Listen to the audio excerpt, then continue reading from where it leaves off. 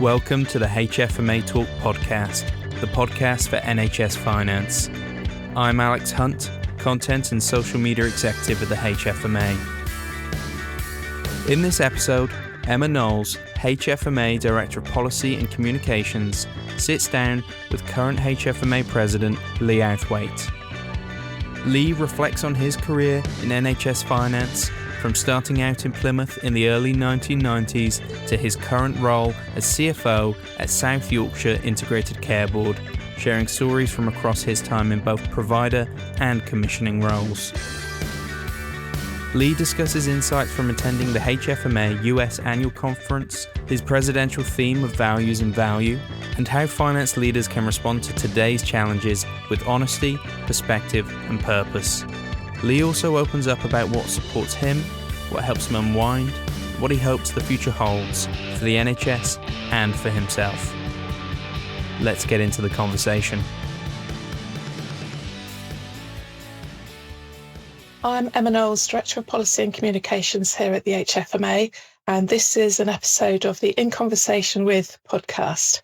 Mark Orchard usually records these conversations, but I'm keeping the seat warm for him whilst he has a short break. So I'm really happy to be speaking to Lee Outhwaite this morning. Lee is the current president of HFMA. He's been involved in the association for many years. In the past, he's been chair of the Policy and Research Committee and the Payment Systems Group. And for his day job, Lee is a CFO at South Yorkshire Integrated Care Board. And Lee is also a member of the SITBA Council and chair of its Public Policy and Reform Forum. So welcome, Lee. Hello, Emma. So Lee has just got back from attending the HFMA US annual conference in Denver. So my first question for you, Lee, is how's the jet lag? I'm barely in the right time zone. I raced back yesterday from Heathrow, and much to my wife's annoyance, I went to play golf yesterday afternoon. So we were joking on the golf course about I'd travelled 4,800 miles and literally arrived at the golf course with 3 minutes to spare for my tea time. And I was kind of wondering who had travelled that far to attend quite a shabby golf course in South Chesterfield. So so I'm all right. But I'm not quite in the right time zone, but I'm okay. Good. Thank you for asking. Good. That was probably a very sensible thing to do because it meant that you didn't go straight to bed. So you've probably done a good thing there, I think. Well, I'm pushing on through. It's a first world problem. It's a first world problem. It really is. So you went to the conference. Any insights that you want to share with us on immediate thoughts now you're back? Yeah. Well, I guess one of the great honours of being HFMA president, as well as me being president in HFMA's 75th anniversary year, is the tradition of the sort of UK president going to the US conference and the US chair attending ours. This year's American conference was in Denver, Colorado, between the 22nd and 25th of June. It was really amazing. So they're in the middle of this interesting phase of the federal government under Trump thinking through how he will reduce Medicare and Medicaid funding. And obviously all of the kind of US providers are kind of going, well, how is that going to work then? And while I was over there watching the media, it was interesting. Trump just going, look, this won't have any direct effect on patients or citizens in receipt of Medicare or Medicaid. And the kind of finance community in the States going, well, hold on a minute, of course it will. We're talking about taking billions off the budget. Of course it's going to have an impact. So even though it's difficult in the NHS, in England and the wider UK at the moment, it's interesting to get that sort of perspective that perhaps there is a little bit more rationality in our healthcare policy in the UK than might be going on in the States at the moment. So loads of insight, and I could wobble on about it at some length. But won't unless you invite me to. But I guess the big takeaway was blooming out. Just that system, the nature of the provider-payer split, how much admin cost is associated with that around debt collection, coding, other stuff. You kind of go, and you have a conversation about NHS free at point of need over here. Mm-hmm. And particularly for some of the younger people at the conference, they just look at you incredulously going, well, we had no conception that that's possible. And we just assume that now they're using lots of generative AI to make sure all their bills are correct. you kind of go, good heavens above, all fascinating stuff, but is it really curing the bigger problem they might have about affordability of healthcare in the 21st century? So fascinating, really helpful, but made me slightly thankful to be back over here, even though it's tough. Yes, it's always good to see what's happening elsewhere, isn't it? Puts your own issues into perspective, I think. So now we're going to go right back to the start of your career, Lee, which I think was in 1993. You joined the NHS, and I think I'm correct in saying that was Devon. It was. Plymouth hospitals. It was. So presumably that was straight out of university, was it? Yes, I'm not any older than that. So straight out of university, I was on what was then the Regional Finance Training Scheme. I do have a boring joke that I tell increasingly about the reason why I finish up as an NHS accountant is down to car insurance. So on leaving university in Bristol, I had kind of 3 different offers of what I could be doing. I was actually at an interview at the Economist newspaper to go and be a cadet journalist at the Economist, and that was one of the things that I was offered. Another thing that I was offered was to go to Oxford to do what was going to be a master's in health economics, and the third thing was to go and be a trainee accountant in Derriford Hospital in Plymouth. And funnily enough, the car insurance premium for those 3 roles, a trainee journalist in London or a student in Oxford or a trainee accountant, the risk profile for the trainee accountant in Devon meant the car insurance was lower. And that story has been embellished with age, but it's partially true. So I went down and started at Derriford Hospital down in Plymouth and had a great time. I did kind of reflect on that time about how well looked after I was by senior finance colleagues and what an amazing training experience it was, because I got access to lots of areas of the hospital down at Derriford, and I'm still very fond of Plymouth and going back to Plymouth because I had a great time down there. So yes, I started off at Plymouth Hospitals down in deepest Devon, and I assumed, because I'm a northerner, even though my accent's now very watered down, that Bristol was quite close to Devon and Plymouth. Oh no! And it was a bit of a revelation that it was another 120 miles or whatever it is beyond. It feels a long way. Feels a long way from sort of Plymouth down to Bristol down to Plymouth. But great place to train. Southwest stretches quite far down, doesn't it? Faced with those 3 options, I'm not sure that I would have picked the same one as you.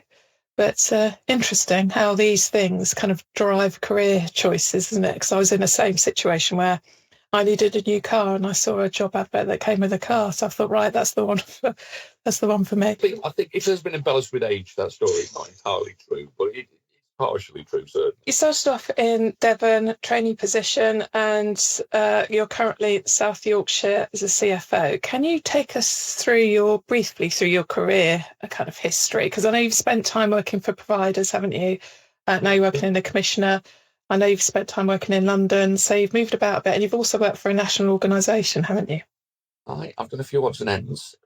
So I had a really good time down at Derriford, and I stayed there for a year doing my first post-qualified job. Then I did jobs for sort of 3 years, doing them kind of not so well in the first year, finding out about them, doing a bit better in the second year. Then by the third year, getting slightly bored and doing them not quite so good again. So just, again, a slight exaggeration, but I went from Derriford to Winchester Hospitals.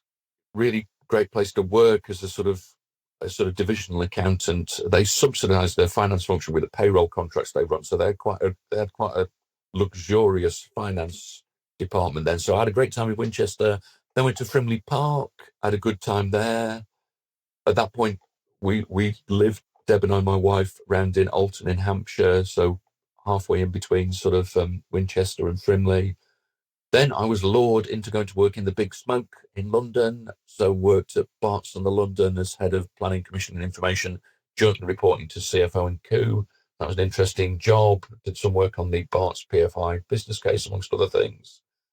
Then finished up, we moved at that point round to Bedford, so I commuted into London, moved from Barts to UCLH, where I was Deputy Director of Finance.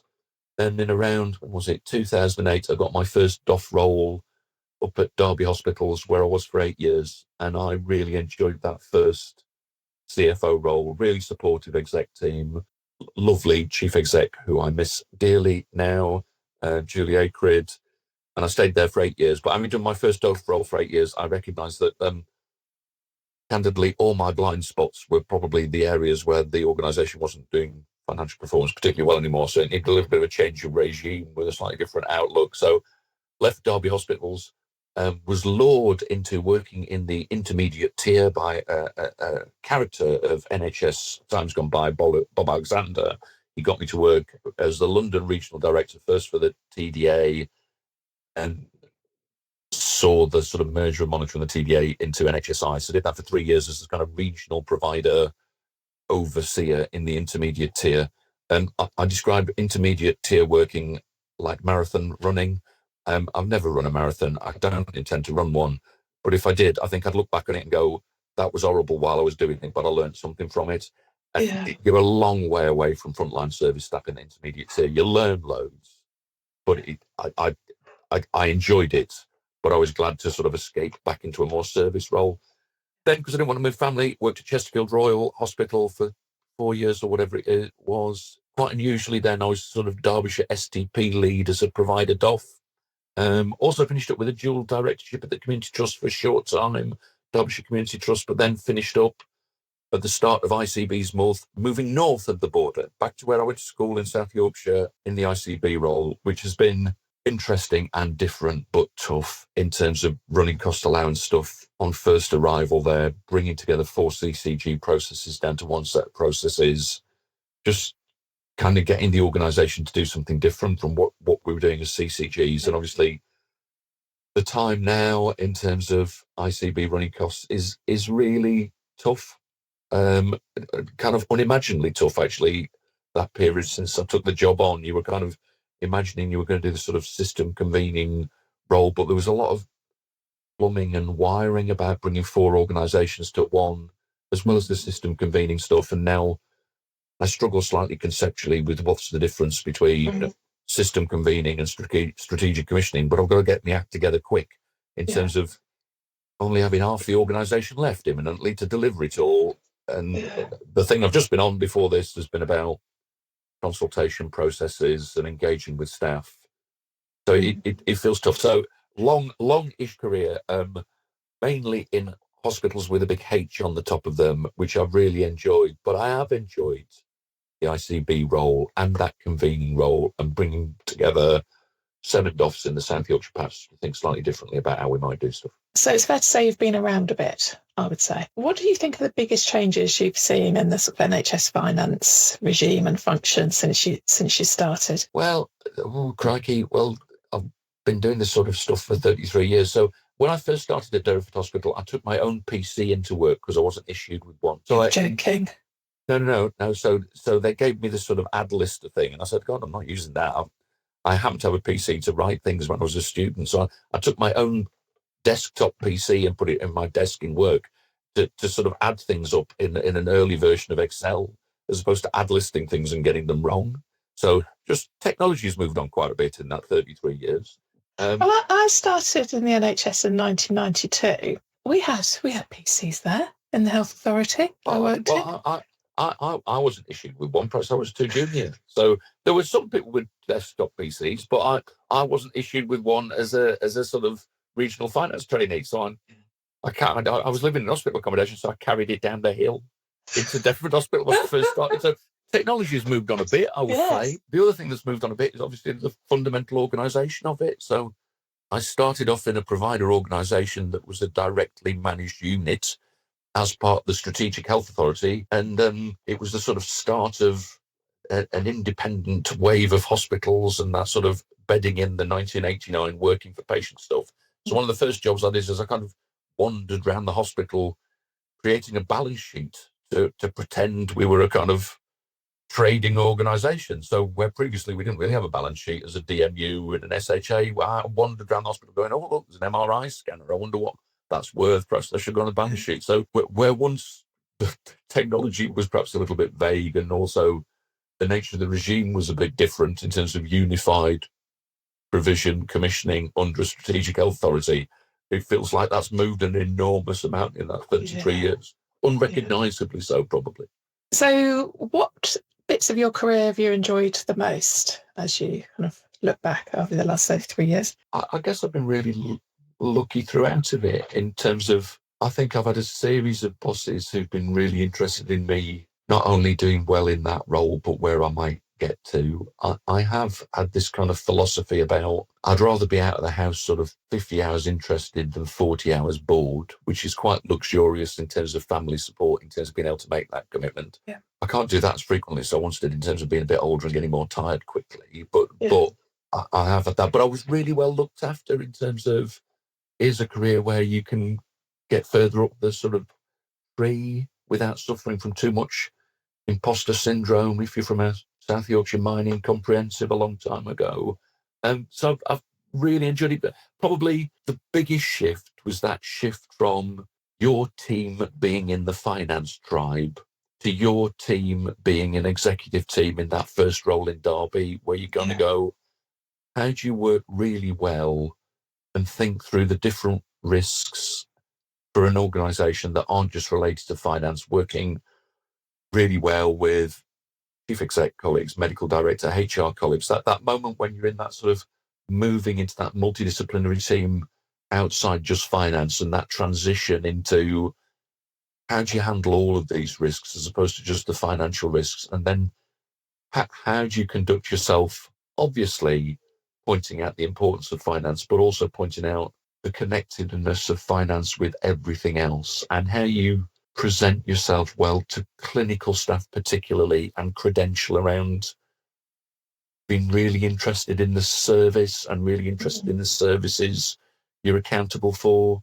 So I think the reason why I was at Derby for 8 years is it felt like that executive team and the board would really perform well in terms of trying to do that work and really making sure that the performance agenda, the quality agenda and the finance agenda had a sensible and as equal a footing as is possible working in healthcare, notwithstanding that the chair I had at Derby at a point in time, we were hauled up in front of monitor. We had a deficit at Derby hospitals before it was quite so a la mode at a point in time in the NHS. And I can remember being sort of frowned upon somewhat. I'm understating the case by monitor colleagues about our financial performance not being good enough.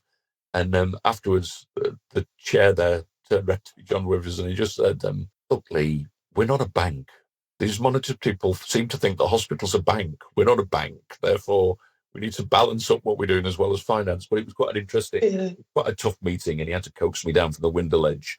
But it isn't like running a bank, is it? It does mean, I think, getting those white coats and clinical credentials in finance and understanding their world becomes really important. And that's why I really enjoyed the Derby job particularly, because that was the start of it all, really, in terms of that broader clinical team engagement. So I know that sort of deputy to CFO transition, it can be a tough one from that sort of technical accounting space into that more multi-professional leadership role. But I really enjoyed that. And that's the bit of the job I still enjoy the most, dealing with colleagues beyond finance, as important and as lovely as finance staff are. Yes, great answer. So moving to the present day, you're just halfway over your presidential year, and obviously you're working with great people within the HFMA organisation. Are you enjoying it? Is the question. Yeah, I am enjoying it. So what have I done? I've done, so I'm chairing the trustee board, and we're redoing the strategy. So we've given a bit of thought to that. The 75th anniversary stuff, just about banging the drum for HFMA, I think is quite important. I've done 3 out of the 13 regional conferences, the big glut of them in the autumn, but I'm trying to get to all of them and trying to do a bit of rabble rousing about, well, it is difficult, but there's still important work to do, but just getting that balance right between the reality of the NHS at the moment and how under pressure it is, and banging the drum forward, creating a positive future. I think just getting that balance right is tough, but I'm enjoying that. It's a big honour, particularly in the 75th anniversary year, but it's quite a lot of extra work whilst you're trying to do the ICB CFO role and trying to credential and lead through what's going to be another really, really choppy change process. So I'm enjoying it, but it does create a little bit of cognitive dissonance as I kind of change gear from a regional conference, trying to inspire staff a bit about where are we headed, and then kind of the back of the ranch stuff about this kind of reality of that level of cost reduction and what it means for us in ICB land. I know it's not a picnic in provider land, and I know the NHS is not exempt from challenges in Wales, Scotland and Northern Ireland, but it does feel tough at the moment. So it's great and I'm enjoying it, but sometimes switching gear between we're all together, let's get on with it, and then the kind of back of the ranch, oh crikey, this is all feeling a bit difficult. That can be a bit tough. It would have been nicer to do it in a less busy year, I think, is the thing. Perhaps. I'm not sure. I'm not sure when we last had a less busy year, though. No, good But point. yes, agreed. And your presidential theme for the year is values and value. So can you tell us a bit about why you picked that as your theme and what it means? So big birthdays, it tends to be a time for reflection, doesn't it? And looking back, and then a bit of a regrouping about looking forward. So the values bit is about looking back. So I've bored a number of people with the poster that sits in my hall about sort of 9 Bevan's founding principles of the NHS, and just that whole illness being a sort of public health being a community endeavour, and that being very central to the sort of founding principles of the NHS, and illness being something that really anybody can suffer from illness. Therefore, that starting philosophy of the NHS about why it was founded by that kind of very inspirational Clem Attlee government post-war, that bit looking back's great. But the other slide that I bored people with when I'm talking to them, which they get an opportunity to do, was this whole looking back and going, sometimes we can look back through this reminiscence scope, can't we, and go, all the past was marvellous. Yeah. Whereas in actual fact, all the past was kind of a bit crap in terms of equality, diversity and inclusion, and the notion that CFOs, when I started my career, and particularly pre that, were as pale, male and stale as me. So there is something about not looking back into the past with this kind of reminiscence scope going, wasn't it all marvellous? Even though the founding principles of the NHS was great, there's something about being realistic about looking into the past and going, what was good and bad? So that's the values bit. And obviously, I think we carry values, multiple meanings of the brilliant thing.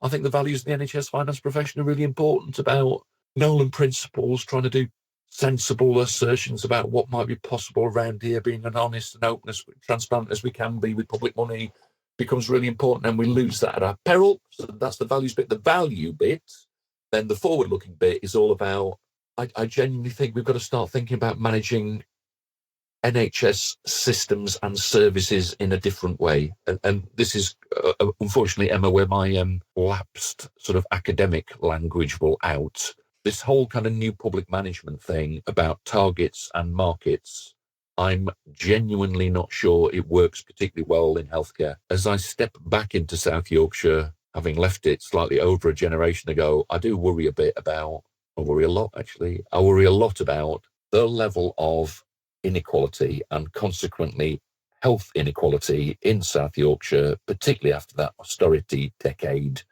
probably feels worse and more polarised than it did during the miners' strike.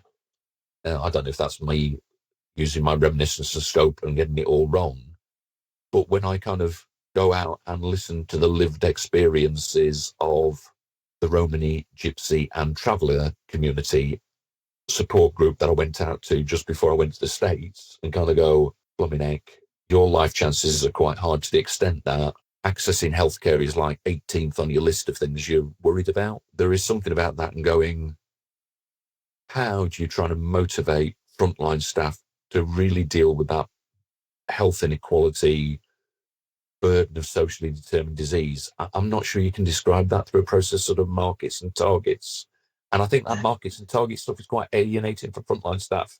So I'm really interested in this healthcare value stuff. How do we really get into the health inequality space?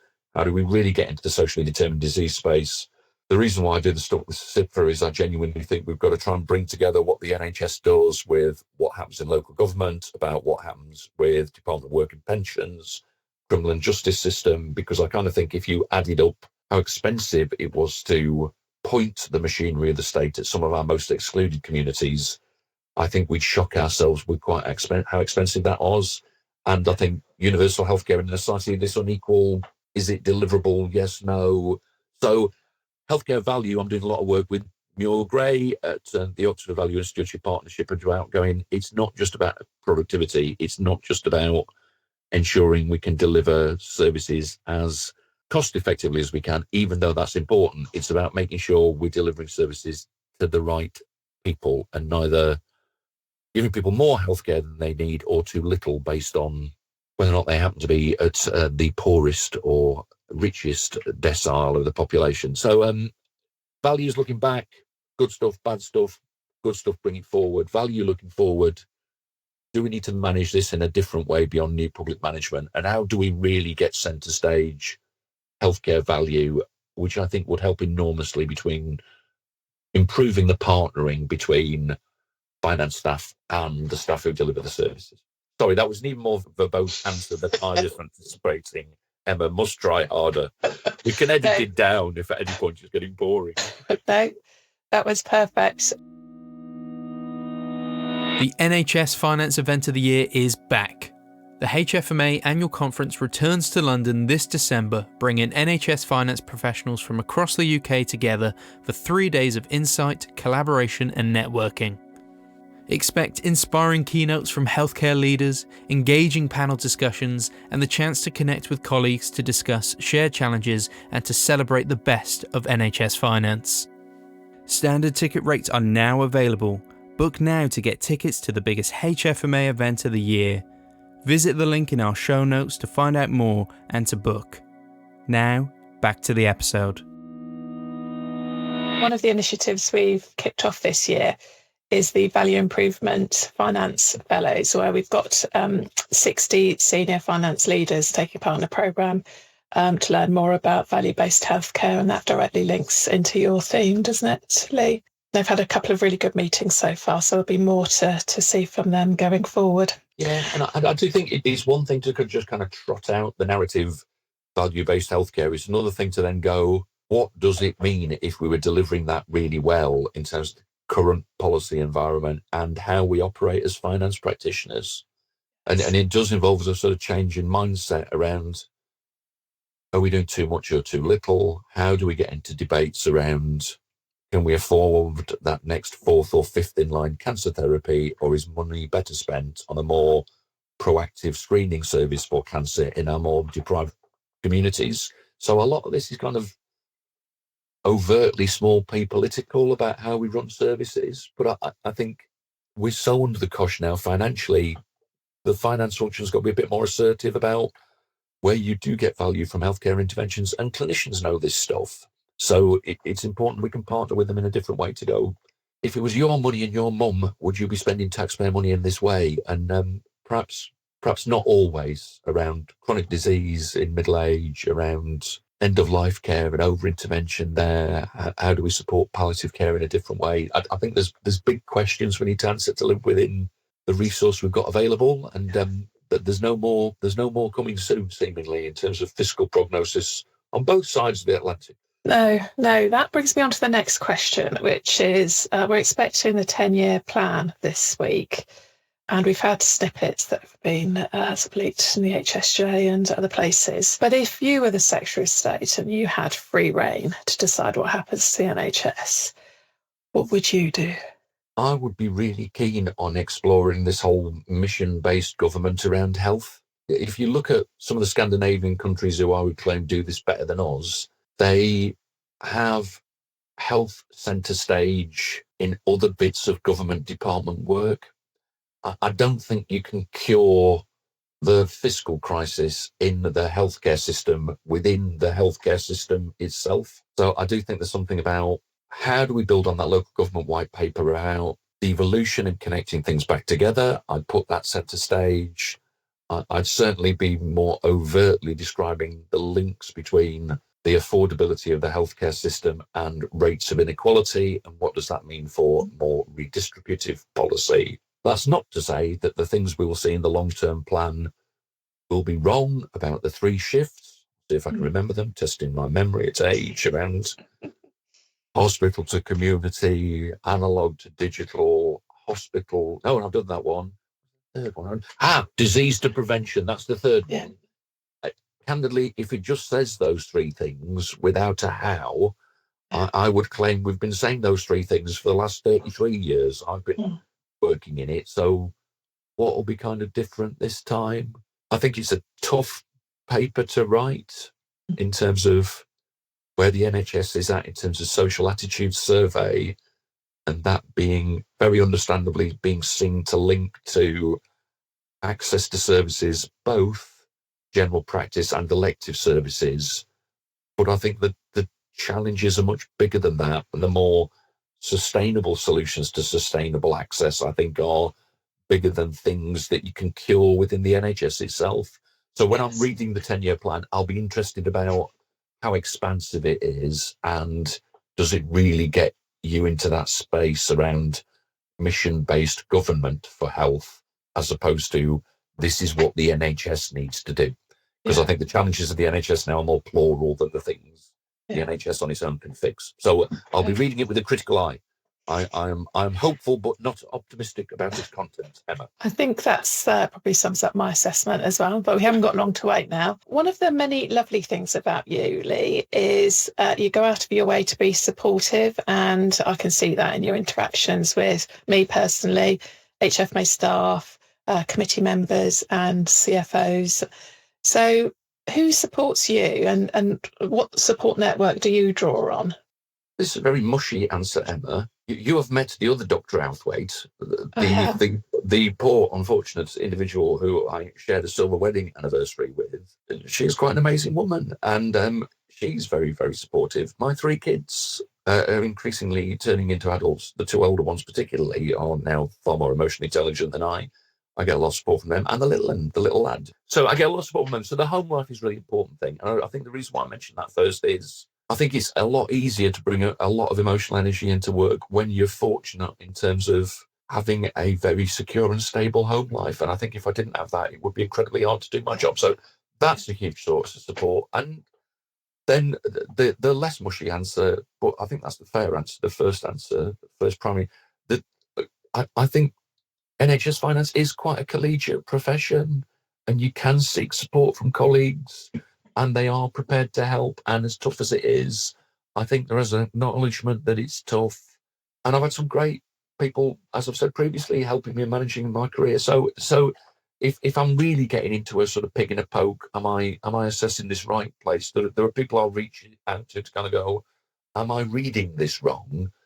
And to be honest, in terms of the strange glasses I wear to see the world, it's often I'm seeing this wrong. So having people to point that out becomes really important. And the finance team I've got in the South Yorkshire ICB are hugely supportive. We're all very different. The exec team in the South Yorkshire ICB, we're going through a bloody tough time. Not all of us are going to have jobs at the end of this restructuring, but we're kind of holding together and kind of going, right, how do we get through this as best we can? So I think there's different layers of support. And I genuinely think the more you're revealing about your own vulnerability and frailty, the more supportive people are prepared to be. And I think the more people respond to you as a leader, because they kind of recognize you're trying to do the right things, but we'll get things wrong, and you are fallible and frail, and you're only human. So bloody lucky at home, bloody lucky in work, which makes supporting other people a lot easier, I think. So I'm very fortunate in that way. Well, I can confirm that the other Dr. Outhwaite is indeed very lovely. And and I think you're right about the support from colleagues. And that's what we're seeing a lot at the HFMA at the moment, about how everyone's supporting each other. And it's really lovely to be able to facilitate that from an HFMA perspective. So what's the best bit of work advice you've ever received? At the time, I thought it was singularly unhelpful, but now I think about it, crikey, 15 or 20 years on, I remember this moment working at Barts in London. Joanna, my second child, had just been born, so she was newborn, she was tiny. And I was doing this sort of head of planning, commissioning and information role, jointly reporting to this quite demanding coup and an equally demanding CFO, Duff, but both lovely, good, learned to load again. But I was doing this job where I was sort of running the planning function for Barts, which was and the London then, and it was quite a sprawling organisation to run planning for. I was running the commissioning interface with all the commissioners in North East London and into Essex, and the information function also did the sort of performance oversight into the SHA at North East London. So that was part of the job, and then the other part of the job also I'd got kind of embroiled in doing this population demand-led work to go, how big should the PFI build be at Barts? So big PFI building. So it was just like manically busy. And Joanna was a baby. Deborah's got a photo of me kind of holding Joanna as a baby in the middle of the night, typing with one hand. This is not good work-life balance advice for a gift colleague. Anyway, so he was just like frenetically busy. And I went to see the Duff one day, and I was like sleep deprived and knackered. And I just went, John Gulston, I'm still in touch with, great card. I just said, John, oh, crikey, I've just got too much on. It's so busy. I just haven't got the time of the day to do everything. And he just looked me up and down and he just went, that's life. And at the time, what I needed was a big fulsome hug going, don't you worry, Lee, you're doing your best. And I thought in the moment, oh, man, is that really helpful, that advice? Sort of 15 to 20 years on, as you get more senior in a job, you just kind of recognize it's perpetually busy and you need to prioritize and you just need to carve out time to look after your health and well-being. I'm not sure we used that language 15 to 20 years ago, but there was something about the advice at the time wasn't particularly helpful. But the more I look back on it, the more I say to John, he is right. And that is a function of life. It is perpetually busy. There is more work than you can deliver in a single day, particularly if magpie-like you go chasing after the next shiny thing because it looks of interest. So there is something about the more senior you get, the more competing demands there are on your time, and it becomes undoable to deliver everything you need to a very exacting standard. Therefore, you just got to prioritize. So it was, at the time, it perhaps wasn't particularly helpful, but the more I look back on it, the more true it becomes. Yeah. It is funny when you think about those things that people have said to you in the past, where you think about a lot as your career progresses, where actually they probably just said it at the moment and haven't thought about it since. I think I've raised it with John since and gone, hold on a minute. Okay. What I needed at that moment was a hug shot. And just be thinking about people who are starting their NHS finance career. What advice would you give them with the benefit of your experience over the last 33 years? I genuinely think, irrespective of whether or not you're working in commissioning, provision, the intermediate tier, getting alongside clinical colleagues doing good work every day is a good antidote to breathing any cynicism about what the NHS does or how well it's performing. That's not to say it's perfect, but I do think there's something not just about understanding clinical staff because it's blooming important in a finance career, and understanding all the different professions that work in the NHS as you get more senior becomes really important, and what motivates them. It's important in terms of your career to understand those different perspectives, but I do think it's a useful thing in terms of giving you perspective about how is the NHS operating and what things are getting in the way. So I guess all I'm trying to say in a rambling way is, when you're starting off your career, this is not like, I hate, just back from the States, when they describe healthcare as an industry, I look at them crestfallen. When you work in this service, this public service, it's important to understand how you foster the public service motivation of a lot of our frontline clinical staff. And getting around that is quite fortifying when you are dealing with some of the worst excesses of the ambiguities around NHS management. Good answer. So now we're going to delve a bit deeper, Lee. We've talked about the various roles you've had, various roles that you've currently got. So HFMA President, being on SIT for Council, got a very busy and challenging day job. You've even managed to squeeze in a PhD, which I think you completed last year. So how do you relax? Now, you've already mentioned golf. So golf, obviously, is I'm not sure. I attend a golf course, try and hit a golf ball. I'm not sure if you saw it happen. You'd describe it as golf as televised by professional golfers. So I would know the difference, Lee. You would. Me yakking around swearing. If you watch Rory McIlroy, you'll notice the difference. So golf is quite important. The family stuff is quite important, as you might imagine, with 3 kids. The big one who I haven't mentioned yet, Beth, it is actually training to be a proper doctor, which she reminds me I'm not, which is all true. And Beth's your oldest child. That's my oldest one. So she's currently down at George's, just finished. She's got 1 year to go before she stethoscope wields at the end of her postdoctoral training. So investing some time with the kids is important still. And that's very relaxing and a good antidote to work. I've said this elsewhere, but it's true. I inherit a hobby from my father. So in addition to playing the golf, when we get time, we will go to my dad's narrowboat, which he kitted out. That there is something very, this kind of whole notion of sort of psychological flow, the flow you get by getting quite absorbed in things. Yes. Golf is good to that because you can't really think about anything else if you're playing golf well other than playing golf. Steering a narrowboat, I get an equivalent sense of flow. So instantaneously I can relax. And there is something particularly relaxing about travelling along at 3 miles an hour and having pedestrians overtake you. So that's quite a good antidote to work. Deb and I cycle a tandem, but we haven't done it for a bit. We need to get it out more this summer. But we've had a tandem since the kids were very little. At one stage, we had a tandem, an attach-on tandem, and a baby wagon, and we did a charitable bike ride on that. We used to cycle a lot in France with a Convoi Exceptionnel sign. So cycling, we don't do enough of, but should. Walking is quite important. Very lucky when we were over for the States Conference, Deb and I got to go hiking. We walked in the Rockies from Bear Lake up onto Flat Top Mountain, which go from sort of 9,000 to 12,500 feet. So we walked quite a lot because we live by the Peak District, but not as much as we should. So it's about how do we carve out time from all this stuff? And there's people when they retire, they go, oh, they're very busy all of a sudden. I've almost got to the point where I'm slightly more sympathetic when they say that, because it is an opportunity to kind of explore hobbies a bit more fulsomely. So hitting a golf ball badly, cycling, walking. We have a crazy dog. He's quite a good antidote to stress, the family, but not necessarily in that order. Okay, brilliant. And thinking about your future career, what sort of work goals have you got left to achieve? Genuinely not sure. I'm genuinely not sure. I'm slightly nervous about people in their careers who know with certainty that they want to be a director of finance by 33. I've tended to I've worked relatively hard, I would claim.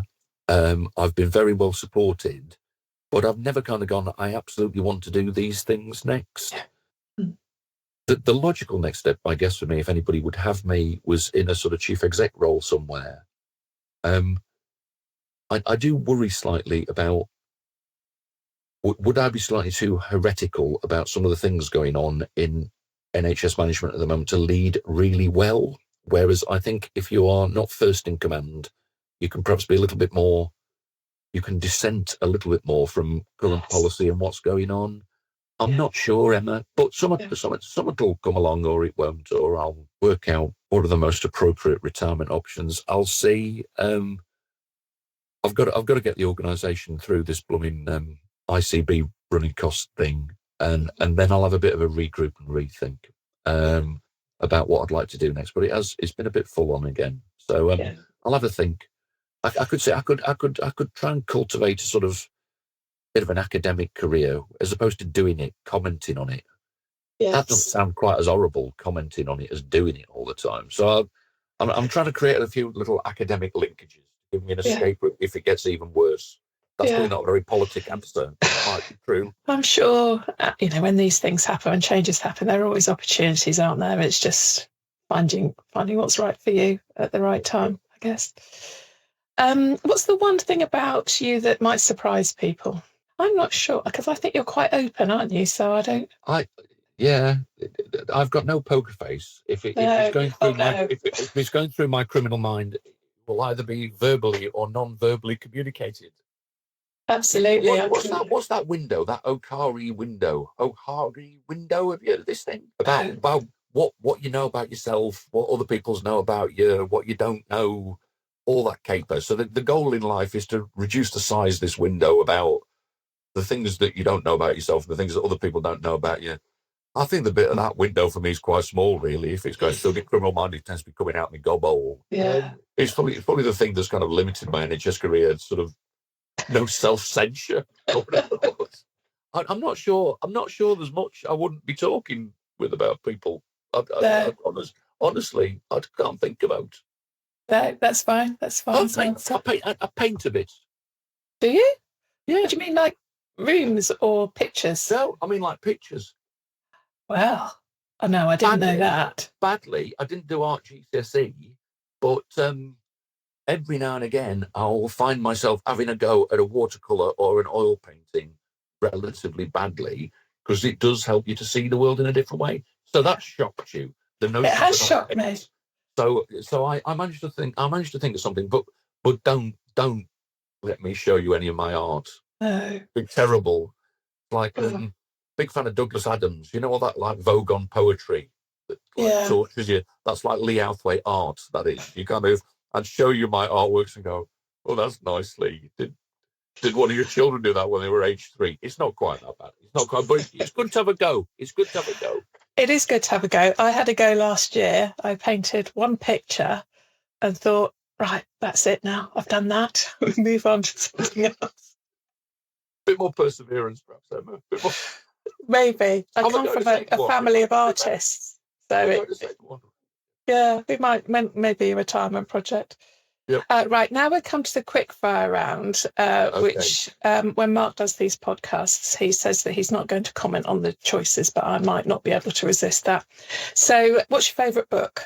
This is quite pretentious. Herman Hesse, The Glass Bead Game. Right, great. What's your favourite TV show? I prefer film to television.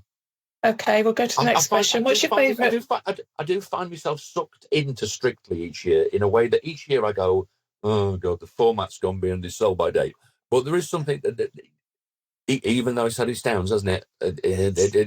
There is something quite absorbing about watching that professional celebrity interface and which partnerships work or not. So it's my guilty pleasure, Strictly. So I will answer the question directly. Strictly from dancing. Okay. But I'm surprised that do you know who people are who are on it? Do you know all the celebrities? Because increasingly... I know half the celebrities in a good year. If they're on soaps, I just have to go Soap Stars, Lost to me. Yeah, that's fair enough. Yeah. Okay, so film. What's your favourite film? It's rubbish. It's a rubbish answer, but I do rewatch The Shawshank Redemption. But there's a lot of films. There's a lot of films that I like. Another guilty pleasure. I do like Star Wars franchise. Oh, do you? The escapist nonsense. Yeah. No, look, it's a Boise thing, but it's a Boise thing of a particular age. Have you got any Star Wars posters, Lee? No, I haven't got any Star Wars posters. Oh, I'm afraid to say I'm answering that question in a very specific way. I have no Star Wars posters. Okay. You have other Star Wars memorabilia then? I can see out the corner of my eye some Star Wars Lego. Well, we have a Star Wars poster in our house. So. Well, I think I don't know which is worse, a Star Wars poster or Star Wars Lego. I think poster's worse. You can do something with the Lego, turn it into something else.